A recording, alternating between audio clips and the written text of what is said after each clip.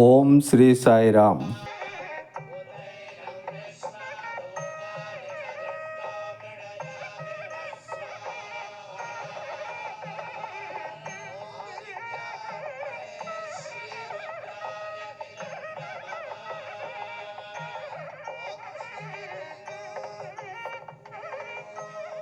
ఒక ఊళ్ళో ఒక గ్వాలబారుడు ఉండేవాడు. ప్రతిరోజు అతను గోవుల్ని మేపడానికి అడవిలోకి తీసుకువెళ్ళేవాడు. ఆ అడవిలో ఒక సన్యాసి ఆశ్రమం ఉండేది.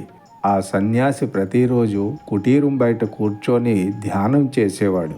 గ్వాలబారుడు నిత్యం ఆ సన్యాసిని చూసేవాడు గాని ఆ సన్యాసి కళ్ళు మూసుకొని మౌనంగా కూర్చొని ఏం చేస్తున్నాడో ఆ బాలుడికి అర్థమయ్యేది కాదు.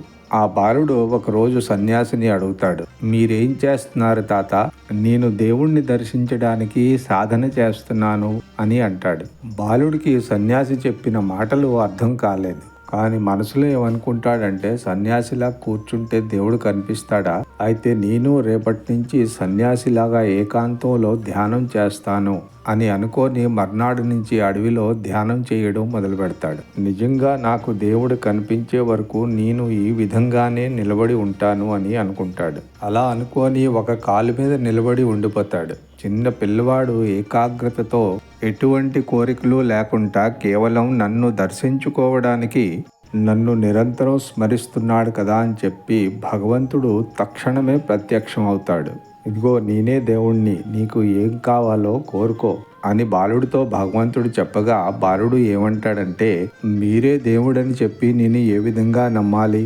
అసలు దేవుడు ఎలా ఉంటాడో తెలియని బాలుడు దేవుడితో ఏమంటాడంటే, మీరే దేవుడని నేను నమ్మాలంటే మీరు ఇక్కడే ఉండండి, నేను ఆ సన్యాసిని తీసుకువస్తాను, నేనొచ్చే వరకు ఇక్కడే ఉండండి, ఎక్కడికి వెళ్ళిపోవద్దు అని ఒక తాడుతో భగవంతుణ్ణి చెట్టుకు కట్టేసి సన్యాసి దగ్గరికి వెళ్ళి బాలుడు విషయం అంతా చెబుతాడు. బాలుడు మాట విని సన్యాసి ఆ బాలుడితో సహా ఆ వృక్షం దగ్గరికి వస్తాడు. సన్యాసికి కేవలం వృక్షం, ఆ వృక్షానికి తాడు చుట్టి ఉన్నట్టు తప్ప ఇంకేమీ కనిపించదు. సన్యాసికి ఏమీ కనిపించడం లేదని తెలిసి బాలుడు భగవంతుడిని అడగ్గా భగవంతుడు సమాధానం ఈ విధంగా చెప్తారు, నేను కపటం, అసూయ, క్రోధం, లోభం లాంటి దుర్భావనలు లేని వారికి మరియు నిస్వార్థమైన భావంతో నిరంతరం నన్ను స్మరించే వారికి తప్ప ఎవరికీ కనిపించను.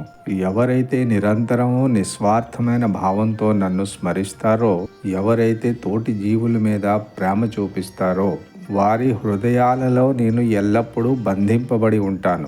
అందుకే అందరితో ప్రేమగా ఉండి నిస్వార్థమైన భావంతో స్మరిస్తూ అందరికీ సేవలు చేస్తే భగవంతుడు నిరంతరం మనతో పాటే ఉండి మనకు దర్శన భాగ్యాన్ని కల్పిస్తాడు.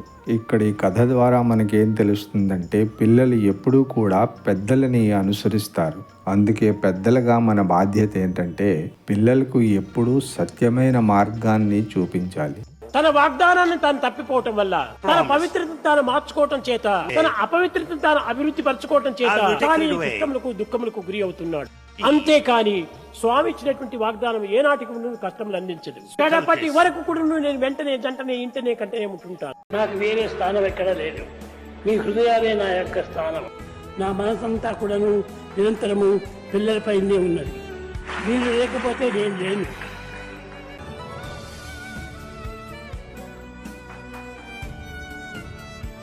కనుక నేనుంటే మీరు, మీరుంటే నేను. I and you are one. I and you are one.